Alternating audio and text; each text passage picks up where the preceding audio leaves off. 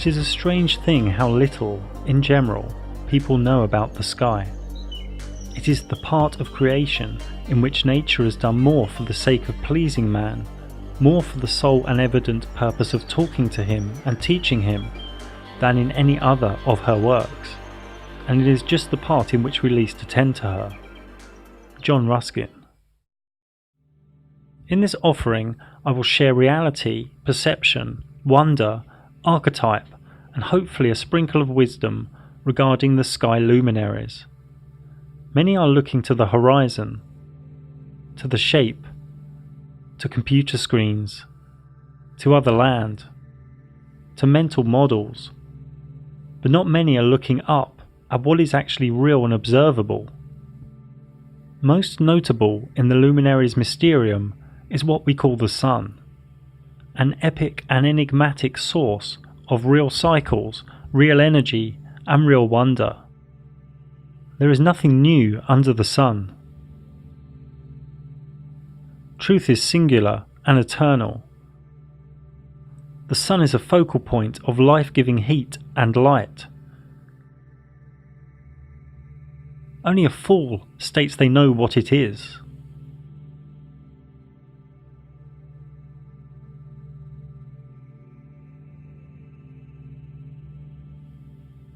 The close sun within our realm makes one full westward revolution every 24 hours, spiralling out and gradually faster to the Tropic of Capricorn on the winter solstice, and spiralling in and gradually slower to the Tropic of Cancer on the summer solstice, thus giving us the seasons. Looking to the west, we can see a sunset move slightly to the right, curving around on its path. And close to the summer solstice, in northern Norway, we can see the sun never sets to the observer.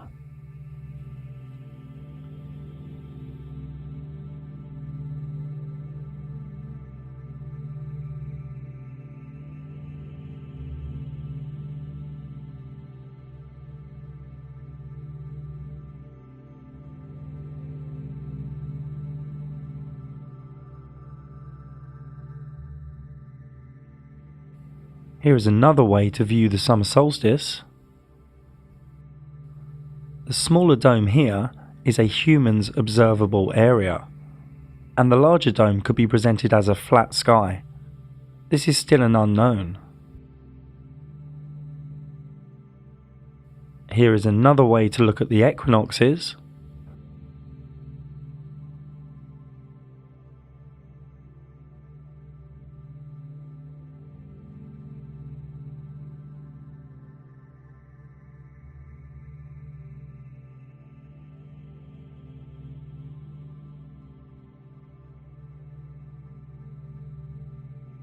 From Tenerife in June, the top is what the human eye observes, and below is what is really going on.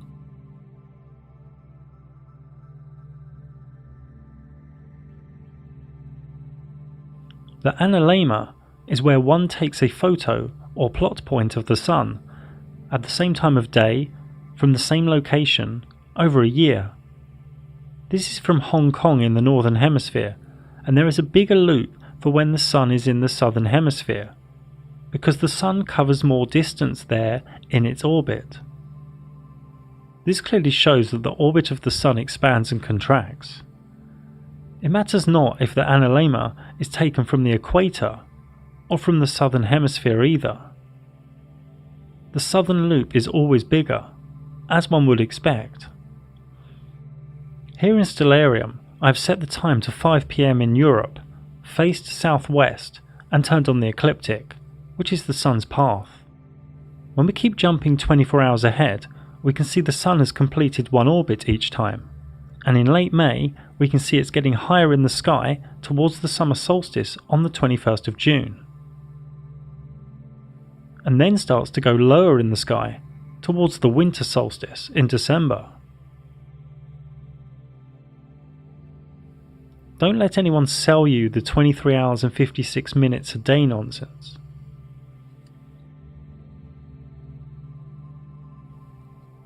In real life, as it shows in Stellarium, we can see only a section of the night sky. When we move, our vanishing point also moves with us. And therefore, what we can see in the sky moves with us too.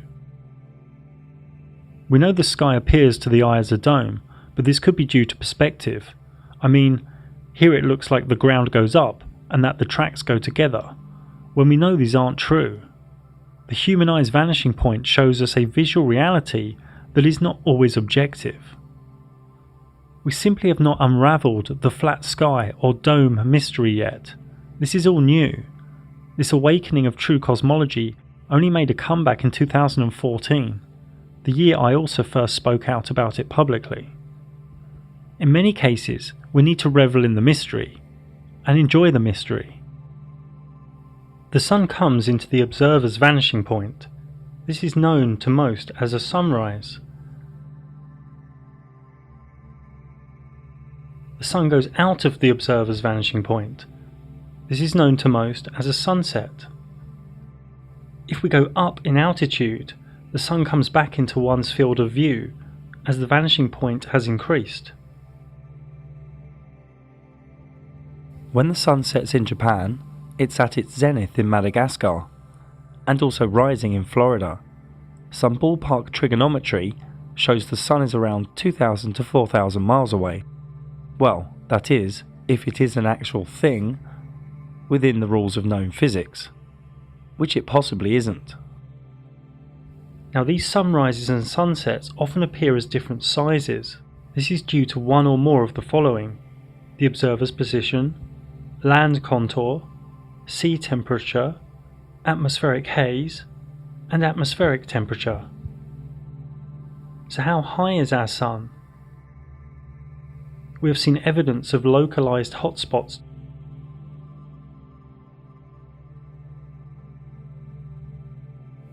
This blue sky layer is around 15 kilometers thick. Why it's blue, nobody really knows. Some say scattering, some say ionized gases, others say plasma. The truth is, it is also a part of the Luminaries Mysterium. This puppy isn't 93 million miles away. If you believe that, then you've had too much exposure to government scripture. I've even heard rumours that some lovers love each other so much that they have a child, and then they give the child away most of the week to centres that program them with government scripture. But that's all for another time. The sun doesn't have flares, but it does have sunspots. Nobody knows what these are or what creates them. But they do help us prove that the sun above oscillates, which appears to the observer as rotation.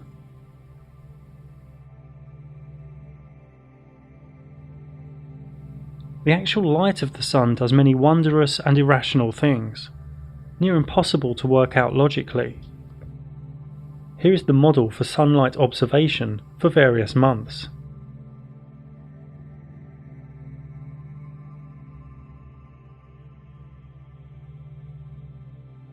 Actual sunlight at any one time is never the same for two different observers. Sunlight has evidence of curve, bend, bulge, mystery, beauty and wonder. The reasons are unknown, and that makes so many uncomfortable.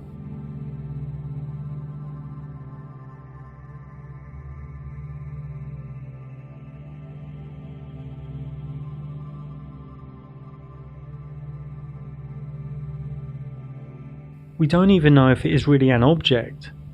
We do know it is a focal point of light and heat. For me, it is probably intelligent consciousness in some way, maybe half in this reality and half in another. It could just be far beyond our comprehension altogether, a reflective or geometric masterpiece of spiritual consciousness, a luminary of the Mysterium. The sun has been worshipped and measured for aeons. The Aztec sunstone calendar marks our present world as the fifth sun to them. The Aztecs saw themselves as the people of the sun, whose divine duty was to sacrifice blood to provide the sun with its nourishment. In India, the Konark Temple of the Sun in Orissa, from at least 2000 BC, has complex and intricate sundials.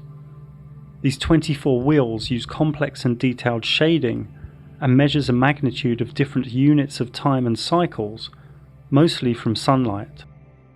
All around the world there are symbols for the sun, and temples aligned to the sun, marking the solstice and equinox.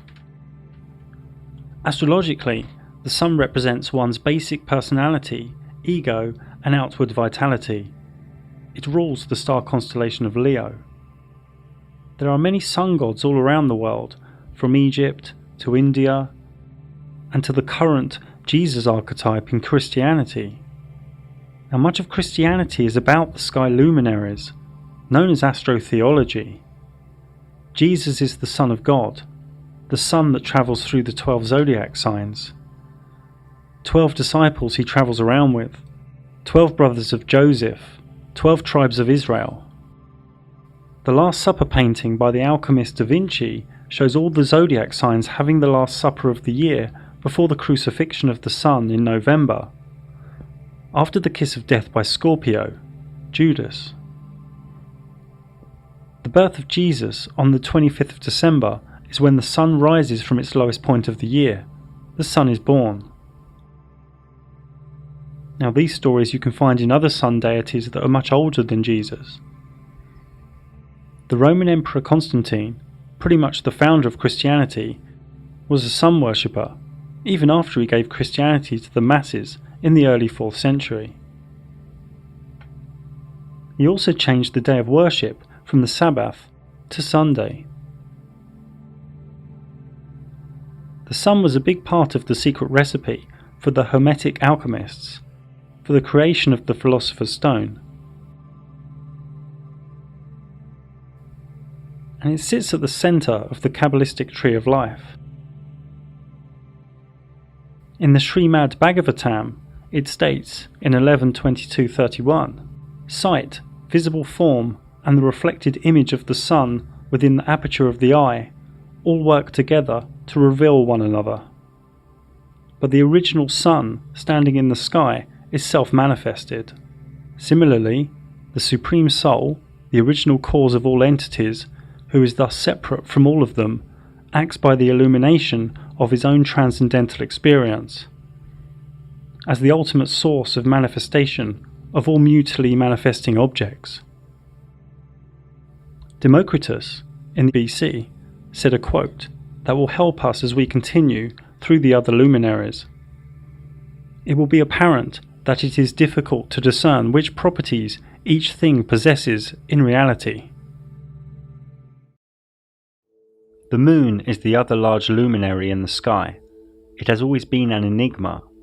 It has always been worshipped, and its energy through its mystical phases affect much life in this reality.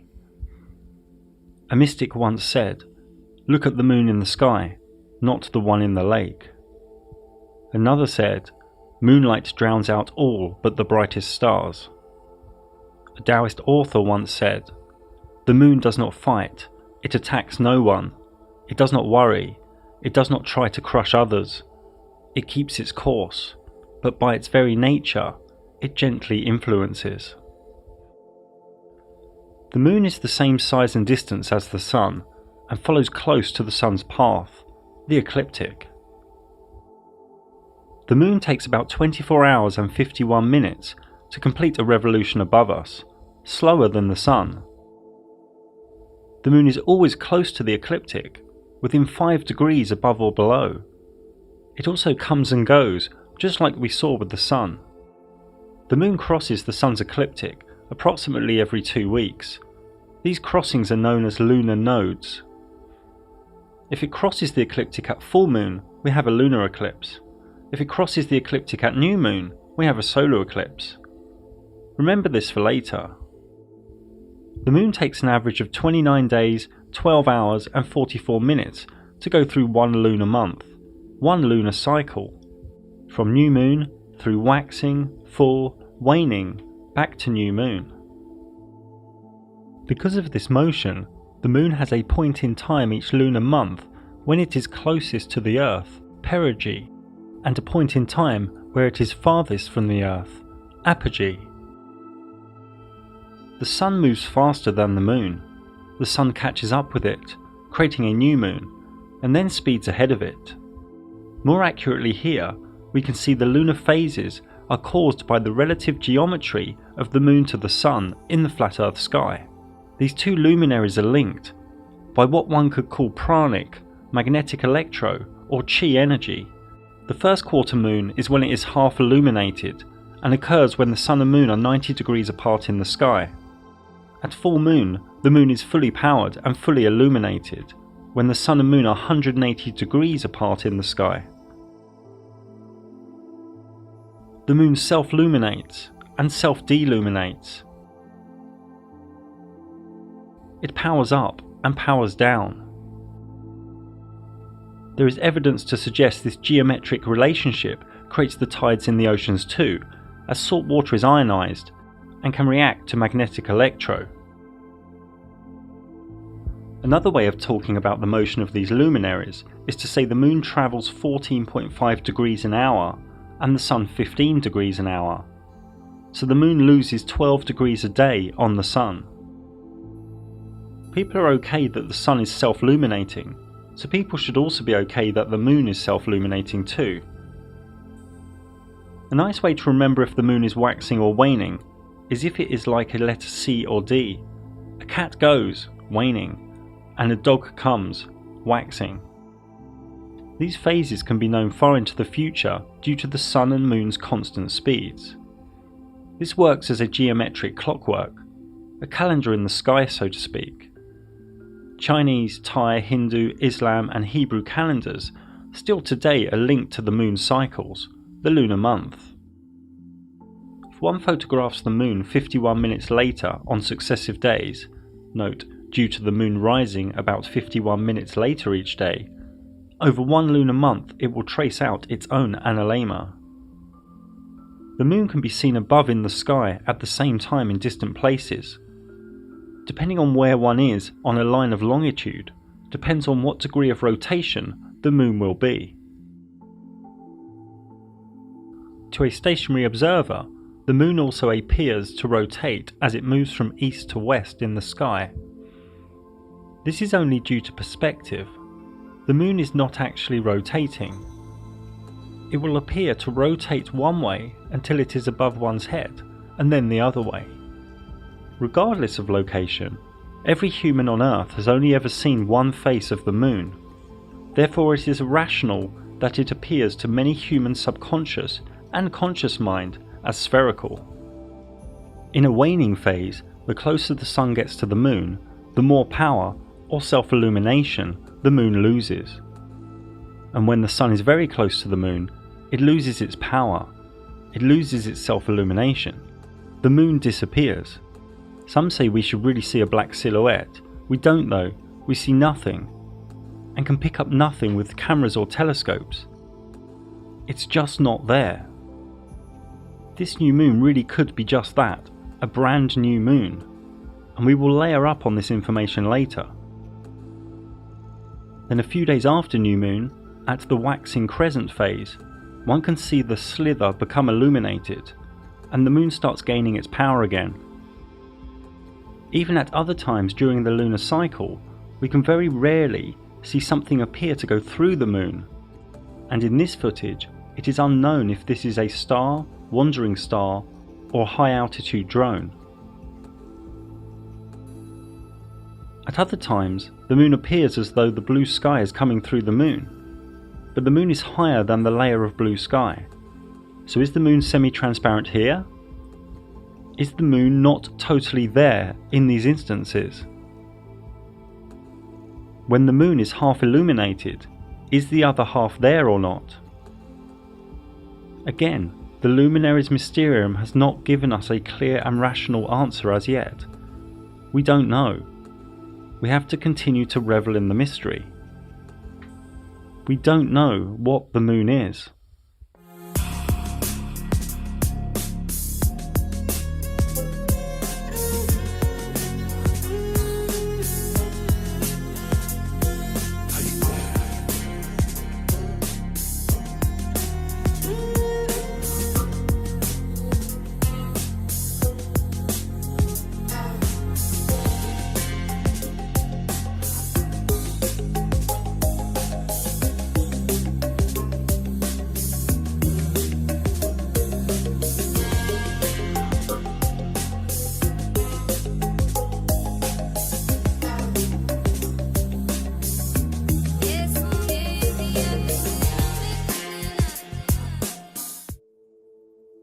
don't know what craters are.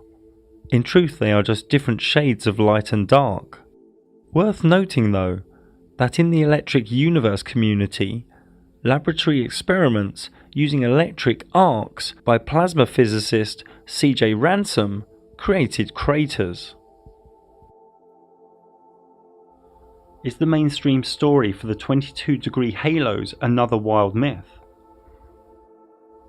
It's almost as if the moon and sun are piercing into this reality, or piercing into a layer in our sky. Both look like spheres to our subconscious, but simply this cannot be so. The moon gives us energy for sure, but whether it is a projection, an actual object, or even an old malfunctioning sun, we don't know. The word eclipse comes from a Greek word meaning abandonment. Quite literally, an eclipse was seen as the sun on a solar eclipse and moon on a lunar eclipse abandoning Earth.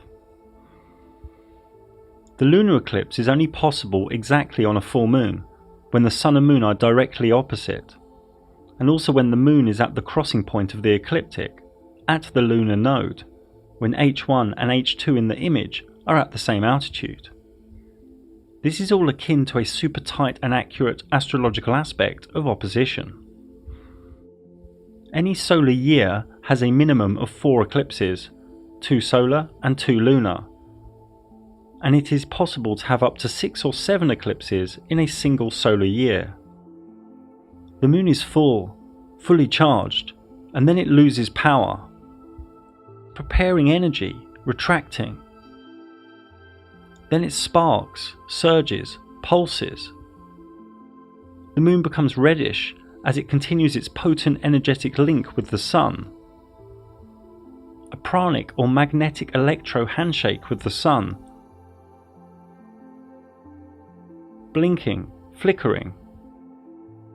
It seems to be a reset of sorts, or more wildly, a malfunction or false kickstart of an old sun trying to recharge itself, and then it regains power.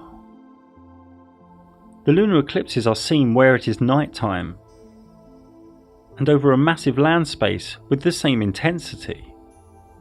They last for a few hours, much longer than the minutes of a solar eclipse.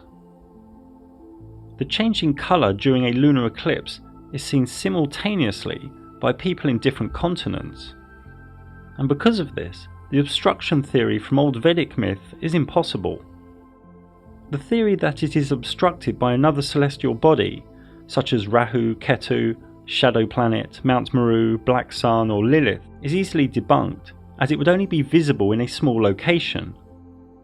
You see, with this lunar eclipse, any obstructing body would be huge, many times bigger than the moon. The solar eclipse has caused fear and been associated with myth, legend and superstition throughout history. Even today, an eclipse of the sun is considered a bad omen in many cultures. Esoterically and astrologically, I would say never make a big life decision near or on an eclipse, only unless you really know what you are doing with bringing the energy down and harnessing it. Predicting eclipses has been going on for millennia too, as early as 600 BC by Thales. Saros astrology can predict eclipses, and this goes back to Chaldean and Babylonian astronomers. A solar eclipse is only possible exactly on a new moon, when the sun and moon are directly together, and also when the moon is at the crossing point of the ecliptic, at the lunar node, when H1 and H2 in the image are at the same altitude. This is all akin to a super tight and accurate astrological aspect of conjunction. Now, many strange humans think there is 93 million miles between these two luminaries, and one is 400 times bigger. This is where the moon is. It cannot be anywhere else. But as we saw earlier, the moon is transparent, stroke disappeared, at this time. We believe the moon is passing over the sun. It should be. But looking at these filtered images, nothing is there. It matters not what one does with telescope or imagery software, one cannot find a trace of the moon. It is as though the sun eats itself. It's really important you understand the moon is not there. Then you might wake up to the magic and mysticism of this realm we are in. Totality during a full solar eclipse can only be seen from a very small area on Earth. This area is usually about 100 miles or 160 kilometers wide, and about 10,000 miles or 16,000 kilometers long. Areas outside this track may be able to see a partial eclipse of the sun. This thin strip is pure flat Earth truth, as a shadow is never smaller than the object casting it. Many think the Vedic dark luminary of Rahu covers the sun. Rahu, the god of darkness, the black sun, the shadow planet. This cannot be true, as the total solar eclipse lasts for only a few minutes at any given place. Objectively, all we know is the sun appears to eat itself due to the pranic handshake. A resetting, a new sun cycle, a refreshed sun. The Vedic myths of Rahu and Ketu are simply archetypes of the lunar nodes, and their myths are spoke of at length in my free moon ebook. There are three types of solar eclipse: partial, annular, and total. The difference between a total and annular eclipse helps to confirm that the moon moves closer and farther from us, perigee and apogee. I wrote a thesis in the moon book about whether the moon could be an old malfunctioning sun. Let go of old notions and listen to the logic. The moon is the same size and altitude as the sun. The moon travels in almost the same trajectory as the sun. The moon is a little slower than the sun. The moon's power and charge is directly linked by its geometry to the sun. Both affect plants and animals, and all life on Earth.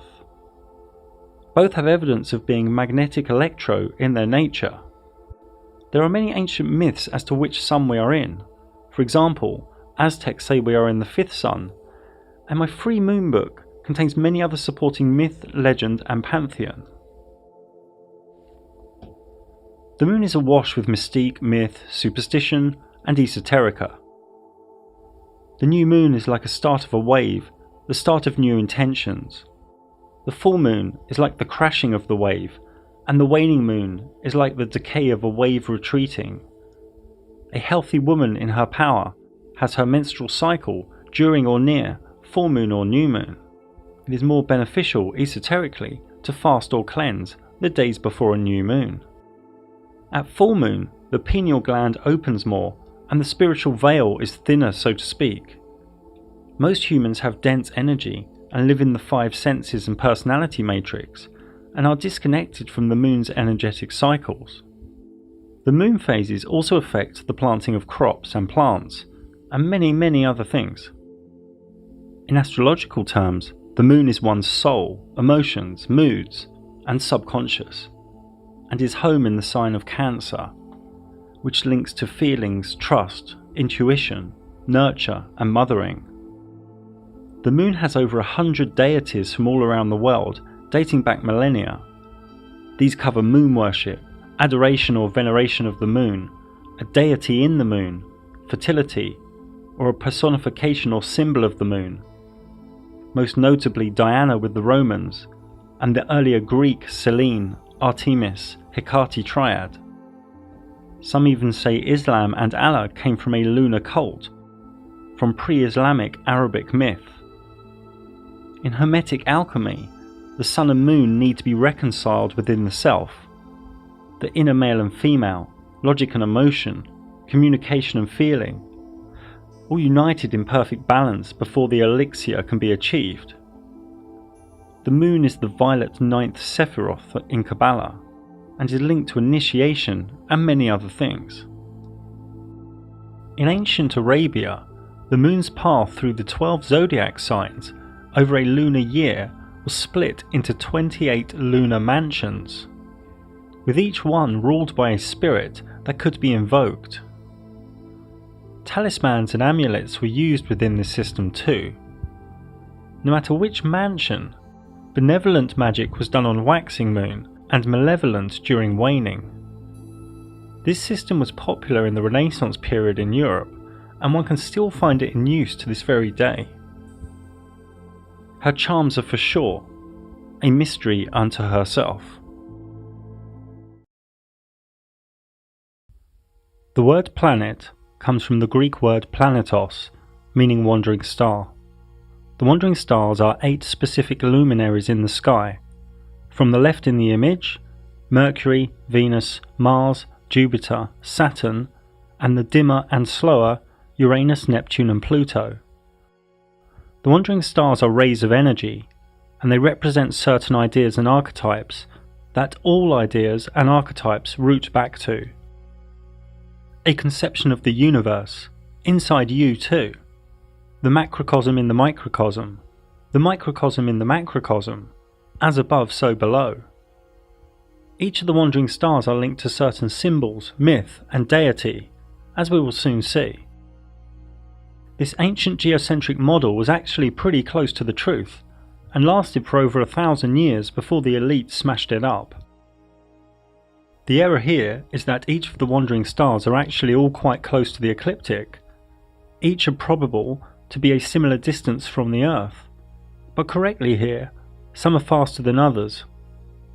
Note too that each wandering star has a unique brightness and colour. Another crude way to aesthetically show the wandering stars is here, all close to the ecliptic. Note though that the speeds here are not correct. Each of the wandering stars has its own retrograde motion. Retrograde is a term used to describe the phenomenon of each wandering star stopping and then reversing direction in the flat Earth sky, before continuing forwards again. A famous aesthetic depiction of the wandering stars was from the model from Ptolemy, who died in 160 AD. His model, mocked today by the masses, was actually quite close to what is. This model is close, but each wandering star is actually close to the ecliptic, less of a distance between them. Therefore these bigger circles and orbits and gaps are not correct. Also, it is not certain if the retrograde motions are doing a loop in altitude, or simply going into retrograde at the same altitude. I cannot repeat enough that each wandering star has a unique motion stroke cycle that is independent from all other sky luminaries. These motions, no matter how they are depicted, always present harmonic geometry. We will go into this a little more later. One could do hours on each of the wandering stars. I aim to share a few minutes regarding each of their motions, characteristics and archetypal energy, the core force of prana from each. Mercury comes from the Latin of miércoles. It has an English translation meaning Wednesday. Mercury rules Wednesdays. Mercury is not what the elite want you to think it is, a rotating spherical rock 50 million miles away, has mind-controlled the masses. The adjectives that come to my mind are divine, geometric, fractal, interdimensional and conscious. Mercury always travels close to the Sun, and due to this it is the most difficult to see with the naked eye. Here I've turned off sunlight stroke daylight so we can move forward 24 hours a click and see its motion forwards, retrograde, then back to the same point again. Its repeating cycle taking 88 days to complete. If we look at any astrological chart depiction, all luminaries revolve around the flat Earth in the middle, all close together at the ecliptic. The Moon may be appearing to move quickly here, but it's actually going slower than the Sun, so it falls behind every 24 hours. Mercury stays close to the Sun, passing it, then retrograding behind it. Does Mercury orbit the Sun? Is this a loop, like Ptolemy thought? We don't really know for sure, but it is probable at least sometimes due to Mercury sometimes not passing behind the Sun, but passing in front of the Sun, 13 or 14 times per century, known as the Mercury transit. Now one needs special filters to witness this, and it helps prove just how small the wandering stars are. The next Mercury transit is in November 2019, then in 2032. This event lasts about 6 hours or so. So usually Mercury passes behind the Sun, or does it do something similar to the Moon and disappear when close to the Sun? Who's to say it hasn't disappeared when in front, and the black circle is due to some magnetic electro or pranic handshake, akin to a solar eclipse? It is said that Mercury has phases, just like the Moon, a long 88-day cycle to complete the phases. This graphic is crude. I'm again not saying it loops, and this could be drawn as a straight line or an ellipse or a circle, but it shows, like the Moon, the side closest to the Sun is self-luminated. That the 26% phase on the left is bigger than the 51% phase next to it. If these images are trustworthy, this would suggest a looping higher in altitude during retrograde. Mercury astrologically signifies mind, learning, communication, thoughts, logic, reason and knowledge. It rules the constellation of Virgo, Earth, the energy of intellectualism, rationale and practicality, the orderly and helpful ray of service that overconforms. It also rules the constellation of Gemini, Air, the energy of information, intelligence, change, talking, being social, spontaneous, fickleness and indecision. Mercury retrograde is feared more than other retrogrades of other wandering stars. In retrograde, the power and force of the ray of energy is weakened. It's gone back on itself. In Mercury retrograde, electrics can play up, communication and contracts can be delayed or have misunderstandings. It's a time to back up, re-look at things, and not to start big new projects, sign new contracts, or to buy new electrical goods, properties or vehicles. The most notable deities and archetypes linked to Mercury were the Roman god of wealth, word and commerce. Also Hermes, the Greek god of alchemy, born from Thoth, the Egyptian god of writing, knowledge and the Emerald Tablet. In Kabbalah it is the 8th Sephiroth, and linked to many other things. Venus is from the Latin word viernes, meaning Friday. Venus is far from what your local gatekeeper school science teacher thinks.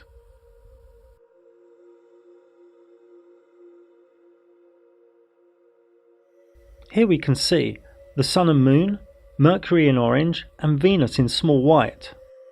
Like Mercury, Venus always travels close to the Sun, but is slower and travels further away from the Sun than Mercury, in a slower cycle, ensuring Venus to be the morning star before the Sun, or the evening star after the Sun.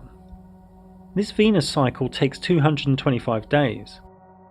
To the naked eye, Venus doesn't appear to twinkle, but instead glows with a bright and steady silvery light, making her the second brightest light in the night sky, after the Moon. Out of the wandering stars, it is only Venus and Mercury that have phases. So Venus also appears to get smaller and bigger, so again, it either has an apogee and perigee, or it simply gets smaller and bigger where it is, at the same altitude. Here we can see some esoteric labels for Venus' different phases, known as its underworld cycle. Its descent from the evening star to its birth as the morning star. Again, this doesn't have to be drawn as a loop or orbit of the Sun, it could be a straight line. Her full synodic cycle, from inferior conjunction to inferior conjunction, takes near 584 days, or about 1.6 years. This is due to the interaction of Venus's 225-day cycle with the 365-day solar cycle.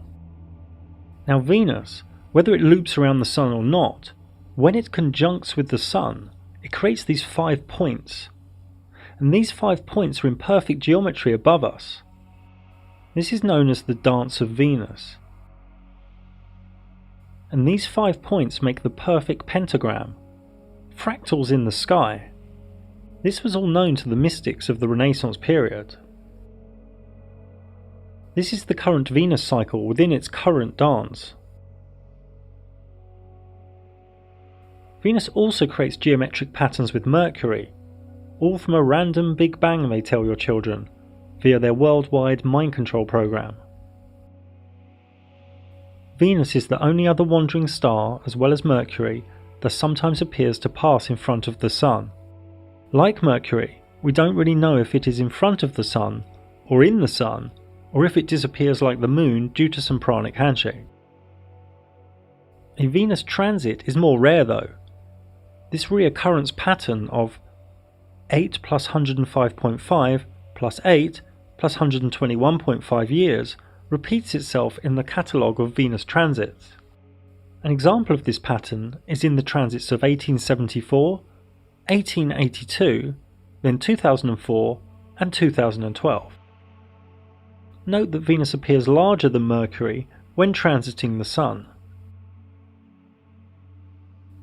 Now if one takes a photo from the same location every 24 hours, over 113 years, one sees another dance between the Sun and Venus. One gets an analemma. Here is an analemma from Venus and Mercury.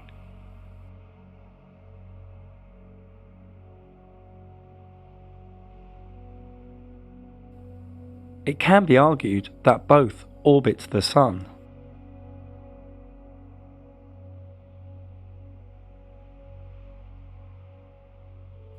But it may not be the case. Look here. This dot is moving in a simple elliptical path. But if other dots are added, it appears to now go vertical. Vertical up and down, but side to side. It is only elliptical when presented alone, so don't jump to conclusions with Venus and Mercury.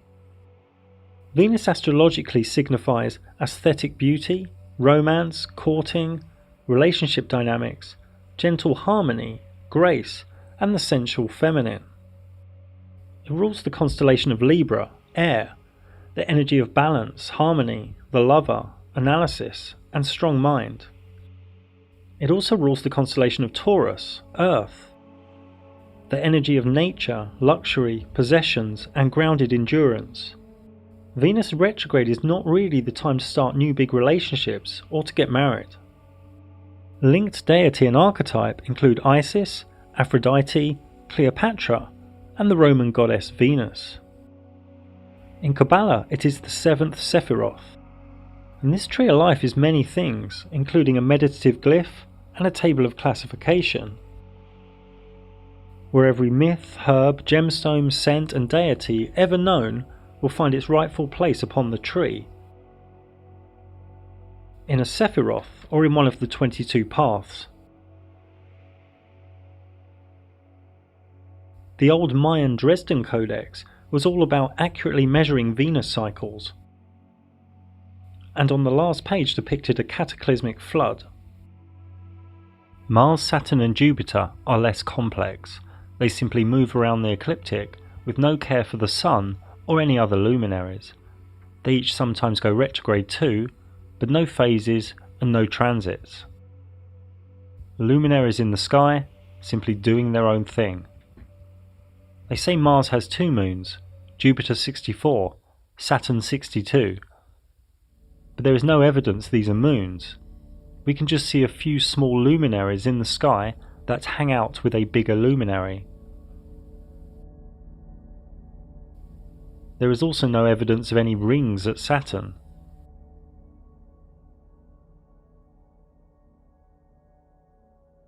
This animation you should understand more now. Venus, Mars, Saturn and Jupiter have been added, and are moving 72 hours a click. Mars takes 687 days to complete its cycle. Jupiter takes 12 years, and Saturn takes 29 years. If you don't understand this animation fully, don't worry, we will layer up more later. Again, due to their retrograde motions, many geometric patterns can be found between these wandering stars. Mars rules Scorpio and Aries, and is the energy of the daring warrior, strength, action, destruction, the male principle. It's linked to gods of war. Jupiter rules Sagittarius and Pisces. It is the energy of expansion, journeys, faith, wealth, mercy and fortune, and is linked to deities of justice and kings. Saturn rules Capricorn and Aquarius. It is the energy of restriction, limiting, discipline, solitude, structure. It is linked to deities that reap.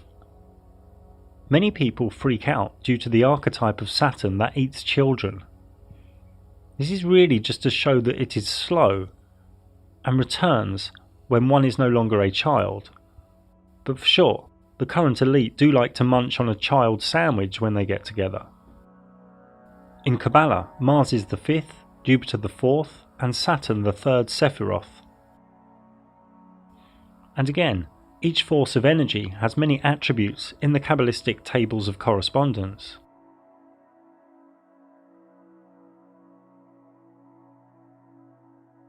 I'm old school and don't really care too much for Uranus, Neptune or Pluto.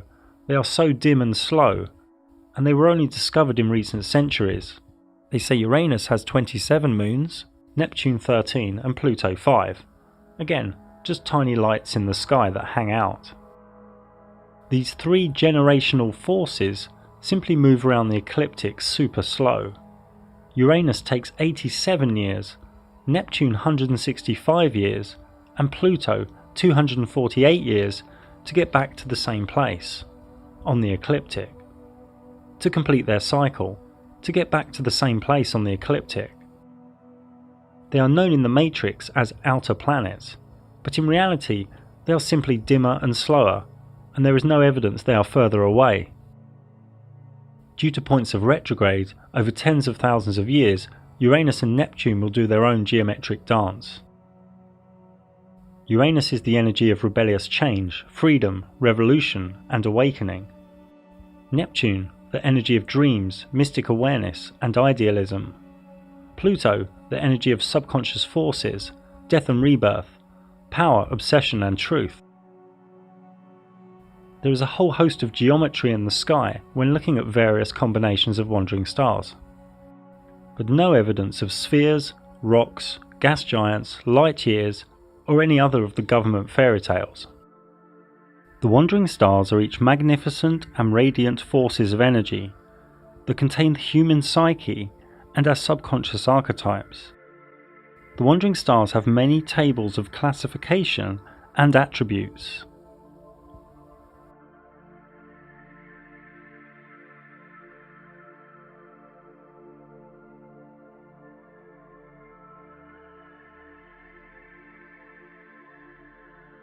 They also link to the days of the week,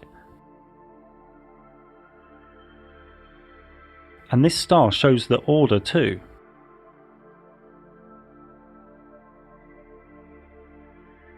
Now, in the time of alchemy, Greek mystics, and then the Renaissance period, many mystics created art of what is known as the celestial spheres.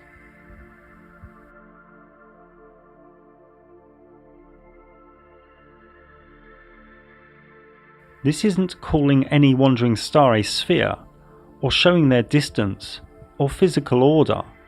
These show the levels of vibration, the levels of frequency, from a spiritual perspective. They always take the order Earth, Moon, Mercury, Venus, Sun, Mars, Jupiter, Saturn, the firmament of fixed stars, then into the world of divinity, the premium mobile,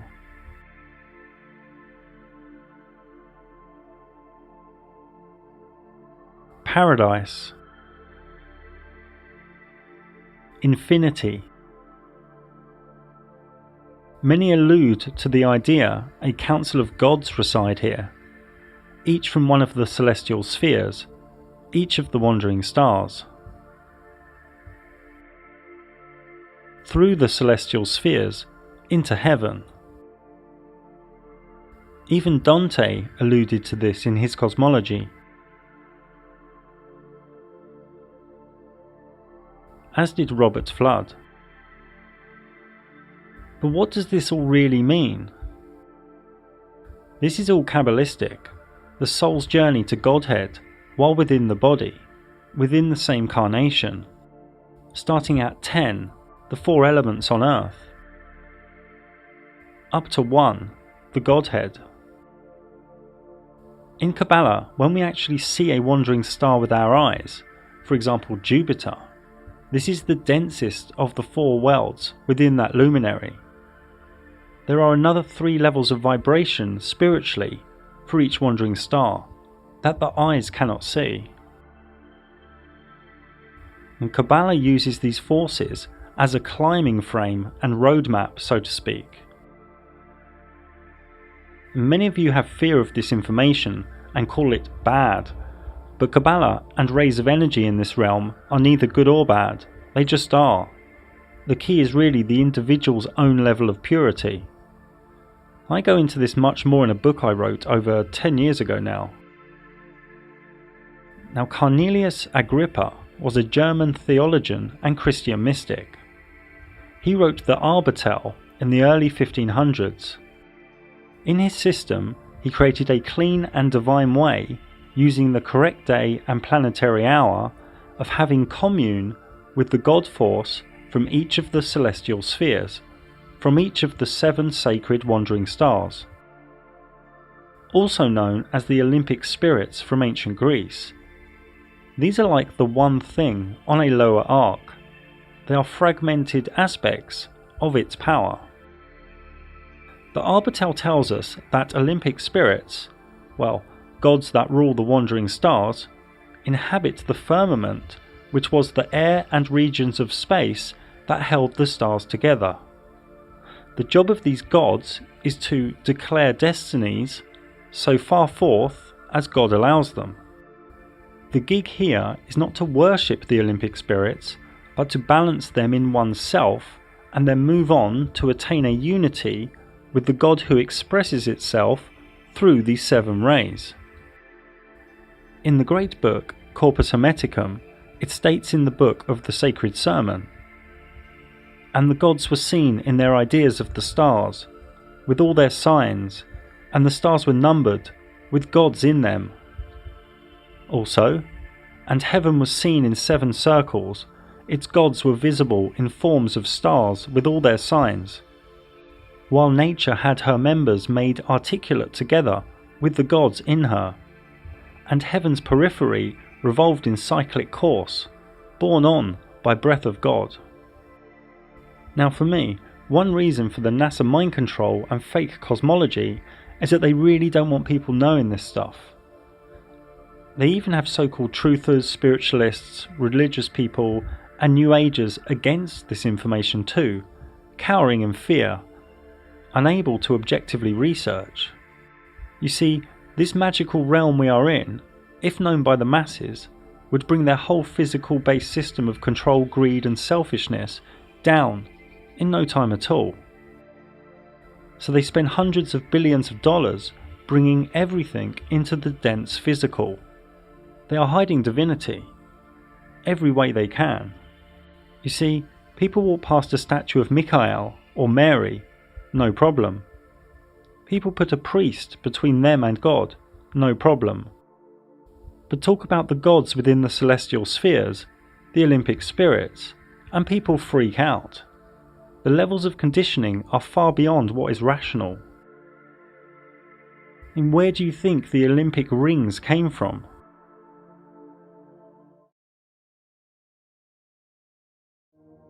The blanket of fixed stars all move in unison, as one, with next to no evidence of any parallax. The blanket of stars are probable to all reside at the same altitude, behind and higher than the wandering stars, and probable to be somewhere between 3,000 and 4,000 miles away from Earth. There are under 10,000 stars visible to the naked human eye, and because of the human eye's vanishing point, one can only see less than half of those from where one stands. Before we look at the blanket of stars' speed, motions, patterns and mystery, Let us look closely at what they could be. What are the stars? We don't have the correct labels in our vocabulary.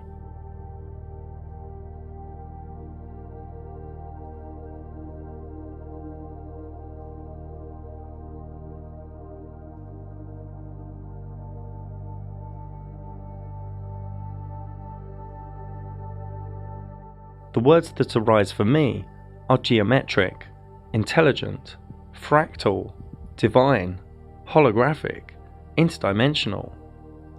Some even appear as diamonds. Some hollow.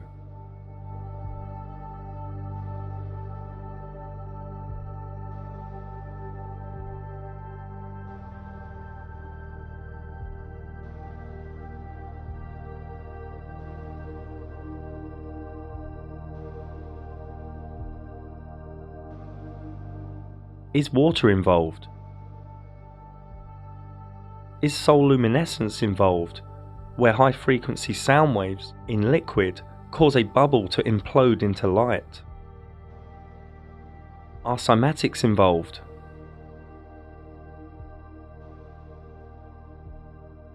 The language of resonant frequency?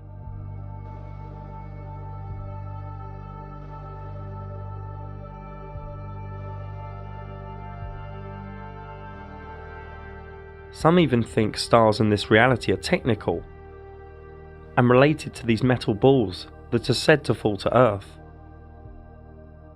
If one zooms past a star and then increases the brightness, it can appear to the eye like the star is indented into the firmament. This is 160 times zoom, at sunset, with clear visibility. We just don't know. The Luminaries' Mysterium cloaks its secrets from us.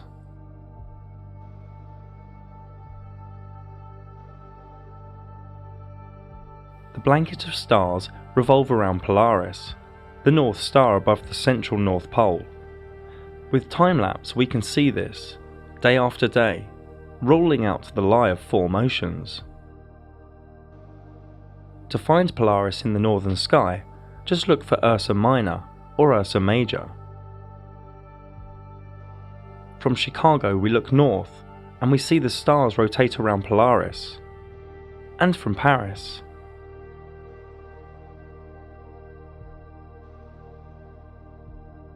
And from near Japan.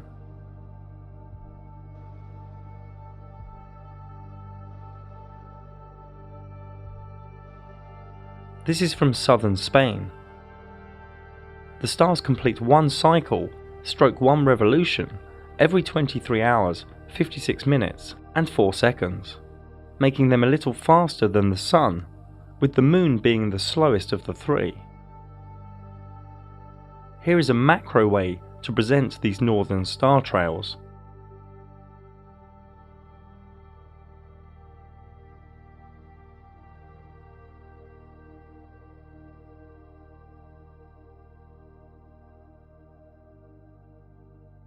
To get a good idea of the motion of stars, we need to look in different directions.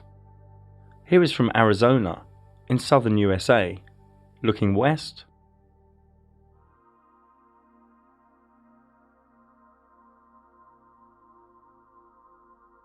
looking east,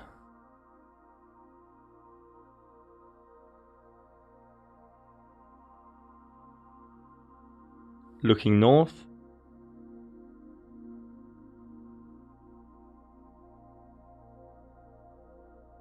and looking south.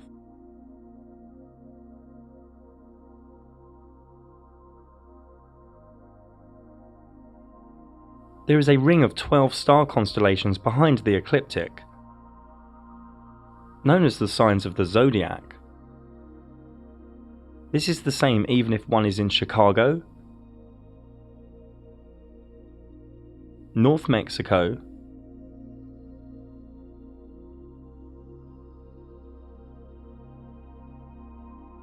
southern Chile, or anywhere on Earth.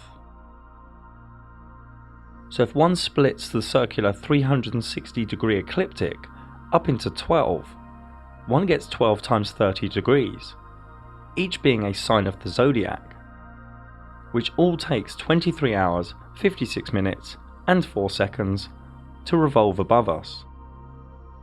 These constellations appear upside down to people in the southern areas of Earth, for the simple reasons shown here. As the stars take 23 hours, 56 minutes, 4 seconds to revolve, and the Sun takes 24 hours to revolve, every 30 days or so, the Sun enters a new sign of the zodiac, and then will spend around 30 days there until the zodiac has overtaken the Sun again. This can be seen here too, with the zodiac being the outer thin ring of 12 signs. First we will move 2 hours forward a click. Then if we move 10 days forward a click, we see the zodiac speeding ahead, so the Sun therefore travels through the 12 signs of the zodiac over a solar year.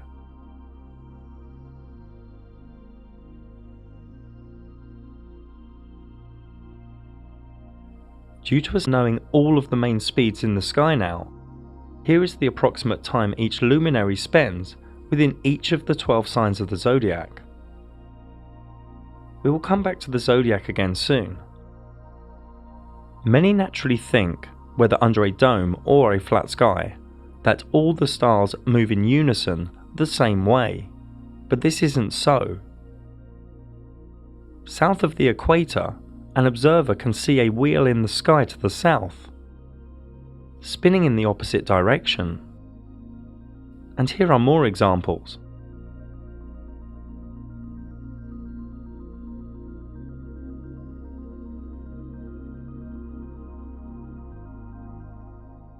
So to get our bearings, let's look from one location. New South Wales in Australia. Looking west,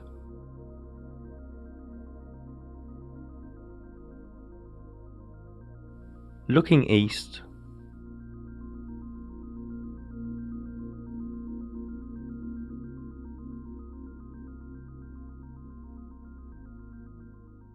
looking north, where Polaris is too far away from the observer's vanishing point, and looking south.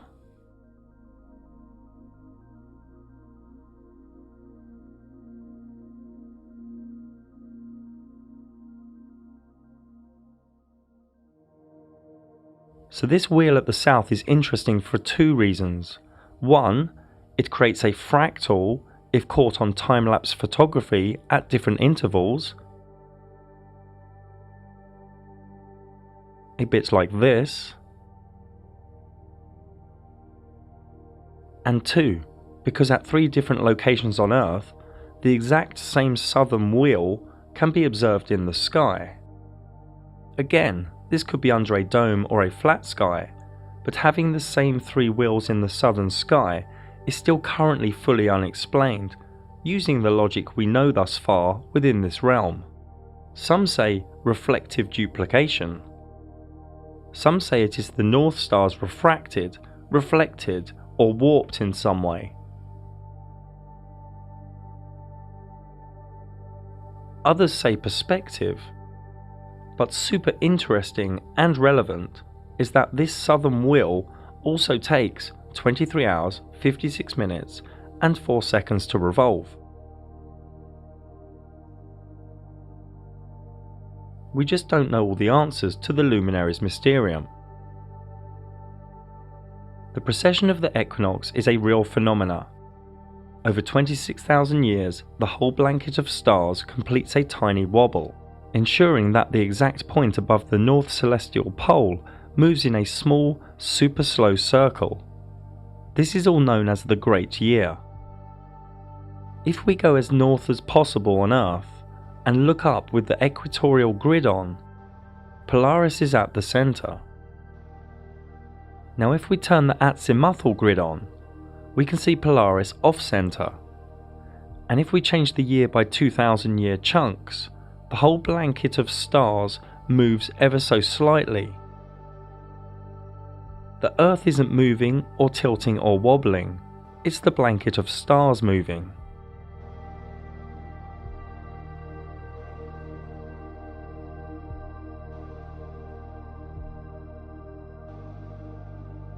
This movement in the sky is very slow, 1 degree every 72 years, so 360 degrees, a full revolution, every 26,000 years.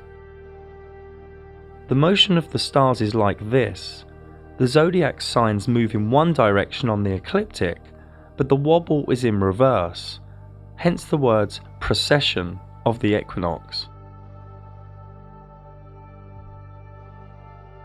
So recently, from the age of Taurus, through to Aries, through to the current age of Pisces, and soon into the age of Aquarius. On every spring equinox, the sunrise to the east has the current age behind it, and we are coming out of Pisces into Aquarius. And due to the 1 degree wobble every 72 years, every 2,160 years or so, humanity enters a new age. Here is the equinox sunrise for the year 4178, deep into the age of Aquarius.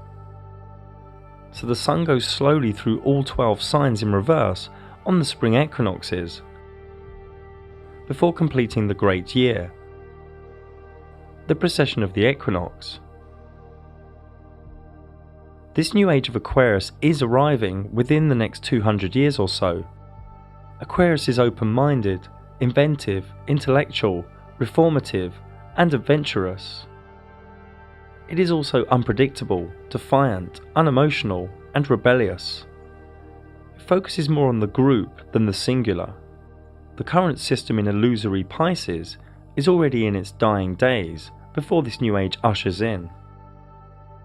Moving on, the astrolabe is a beautiful and intelligent device, and can be traced back to around 200 BC. It has many uses, such as the sun's path and the time of day. It's made up of 4 plates and a ruler, and together each part has specific uses for measuring, observing, and calculating. The device can be used for star locations, cardinal directions, wandering star positions, sunrise and sunsets, eclipses, and so much more. And this still works today. No CGI and no Wi-Fi needed. Another device, the planisphere, can be traced back to the 1500s. This can display the visible stars in the sky for any time and date. And this still works as was designed. No 5G required. Both the astrolabe and the planisphere were totally designed within and for the Flat Earth Luminaries Mysterium.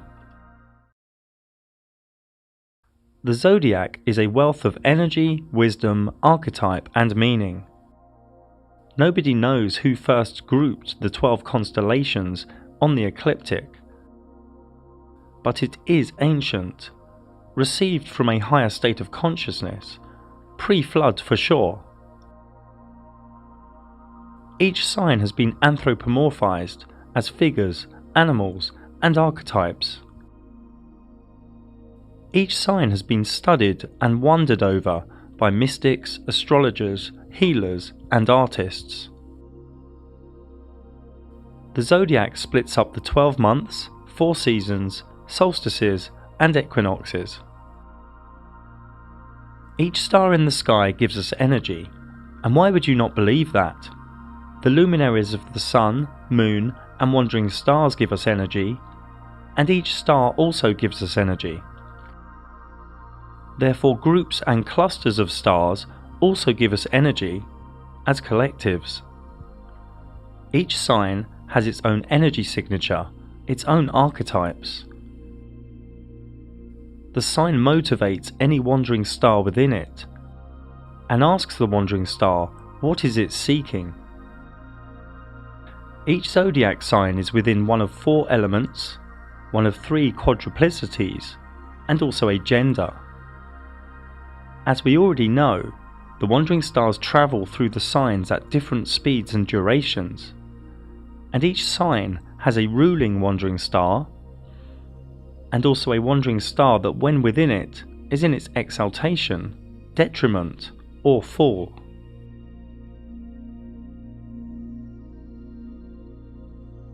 What zodiac sign a wandering star sits in is key to how the wandering star is filtered, how the ray of energy plays out, how it functions, how it's motivated.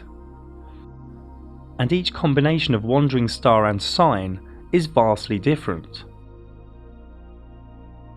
You should understand most of these symbols now. Think of each wandering star as a function of the psyche within all human beings. Think of each zodiac sign as the location of what the particular psyche function is seeking, how and where it will play out. So this is what astrology is, the wandering star and the zodiac signs in constant movement behind the ecliptic. And their infinite amount of combinations allow for luminology stroke astrology to be achieved, recorded, projected and practiced. This is a repeatable science. Edgar Cayce once said, "The signs of the zodiac are karmic patterns, the wandering stars are the looms, the will is the weaver." The aspects are some specific geometry between the wandering stars on the circular ecliptic. Each human has a unique personal astrology chart for the moment he or she was born, a natal chart, or soul blueprint. This natal chart holds one's talents, challenges, emotional and communication dynamics, evolution, and much more within it. The energies of the 12 signs are already within each human being, but each human being has a different balance of them, with amplifications and gaps. The evolutional quest is to be a perfect balance of all 12, all radiating in their best octave. Remember, all 12 signs and all the wandering stars each have a specific energy. When an energy is too amplified or overpowered, it spills into shadow traits. Each of the energies can also be latent, weak, or underpowered in one's chart. The natal chart really yields gnosis on the self. Each day, the different permutations of geometric aspects in the sky and the combinations of energies in the sky all create flux in this reality. It gets human dynamic and interaction in this reality moving and changing. If one overlays one's natal chart with today's sky chart, or tomorrow's, or next week's, or any date or time in the future, one can see what energies are at play and navigate that moment, or that hour, or that day, whether it be a meeting, or a wedding, or a new project. And the elite really don't want you to know this stuff. But Wall Street, governments, and the military all use this science of the sky. Remember, astrology is not something to live underneath or fear. It is a tool. We all have free will and can each swerve, duck, or ride any coming energies. The sky is the engine room of this reality. Astrology is a finger pointing at reality. Now, Western mystics studied astrology deeply and knew how to understand and interpret the sky, how to bring the macrocosm down to the microcosm in a multitude of ways.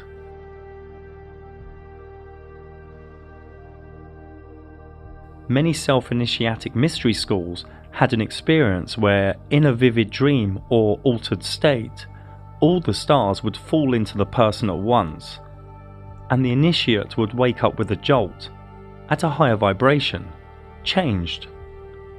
You may think this is folly, but this is real. The zodiac signs are also related to the tarot, the major arcana. And each third of each sign is assigned to a minor arcana. Both are shown here.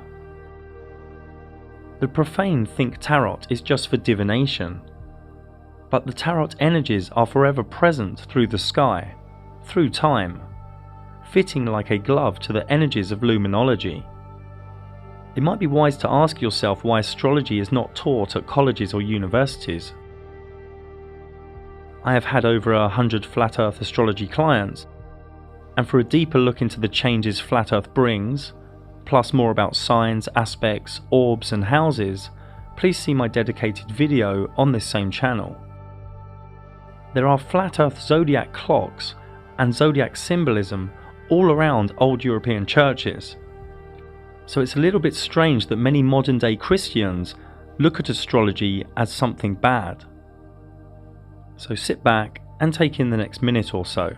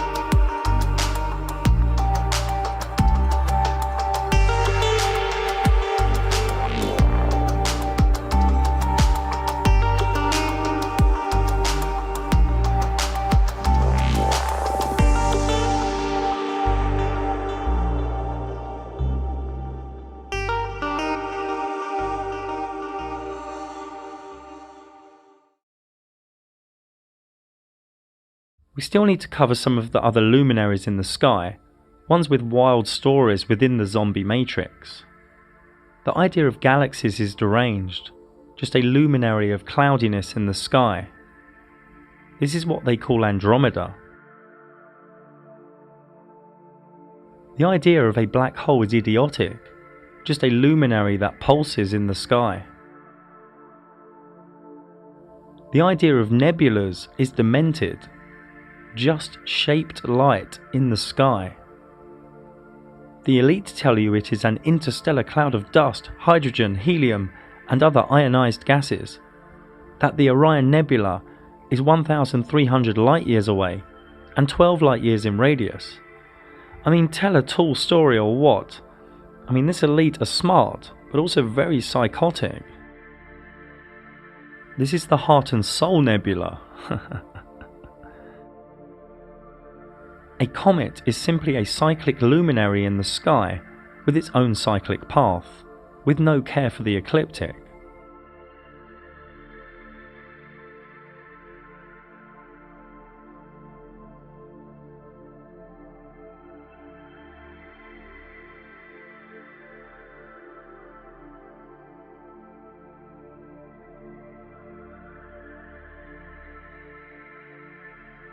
Shooting stars are simply lights that wisp across the sky, appearing randomly, but often at synchronistic moments. These are not meteorites. There is no evidence of these so-called meteorites ever landing on Earth. If these were real, every month or so a house or a building would be destroyed. The very rare and very dodgy articles from the Smithsonian Institute, which have previous if you know my work, and other mainstream news agencies don't really give us any hard evidence.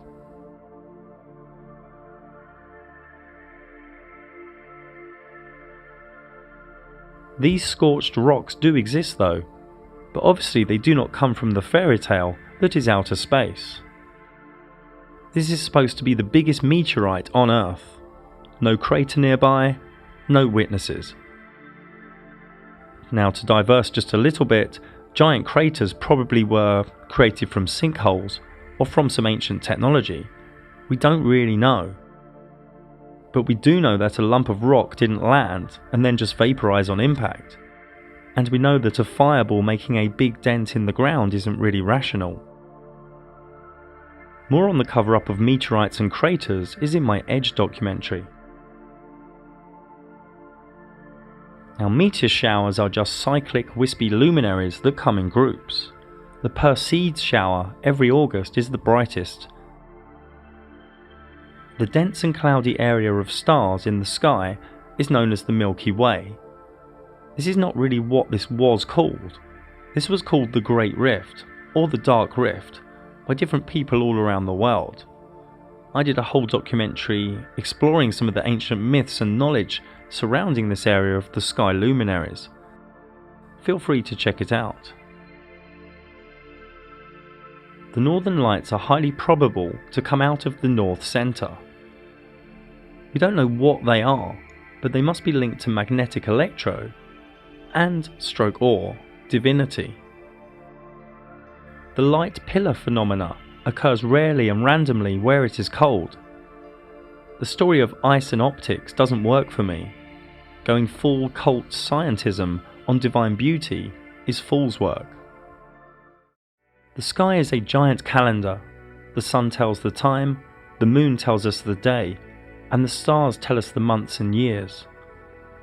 We live inside a beautiful realm, a perfectly designed timepiece, with mathematics and fractals within its fabric. The sky is the only real tangible calendar. What else is there to live by? The toxic Gregorian calendar the Catholics fed you? Dates your boss tells you?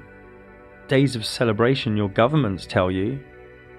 Or is it wiser to live by the energies and events in the sky, the dance of the luminaries, the art of astrology, which is happening above your head, and you don't give it a moment's thought because you've been conditioned not to care or wonder or contemplate? This realm is divine. It is created by higher consciousness, a higher power. The luminaries' dance of geometry allows the one thing to weave energy into this dimension through rays of energy. A subtle and gentle communication to our minds and souls, forever changing the permutations, creating a foundation of flux for this realm we are in, a realm of divine fractals hidden from our consciousness, so beautiful yet so subtle. The elite hide the truth of the luminaries as they are trying to limit the whole human experience to the physical. The physical is only a base, it's not the real thing. They want you pushed into the Sephiroth of Malkut, as a materialistic conforming drone. But we are both visible and invisible. We need to honour the totality, not just what we can touch. Da Vinci said, there are three types of people: those who see when shown, and those that don't see. And one starts to see only when one starts deprogramming. And it's not an easy ride, but it does get easier. This is the work of the modern day warriors, deprogramming. We don't know our cosmology, but we do know we are in a magical realm of divinity. Are you just coming from the mind to know the sky, or are you reveling in the energies and the invisible wonders of the Luminaries' Mysterium? The Luminaries' Mysterium is a key out of the Matrix, out of the cult-like scientism religion, but you have to embrace the sky's truth. Love the sky, a beautiful gift from our Creator. Many of you are trying to rationalize a divine mysterium, and one's life here is full of questions, but only fools are full of answers. Srimad Bhagavatam 2.637. And because all of us are bewildered by the illusory external energy of the Supreme Lord, we can see only this manifested cosmos according to our individual ability. Corpus Hermeticum, the secret sermon on the mountain. For I will sing the praise of him who founded all, who fixed the earth and hung up heaven.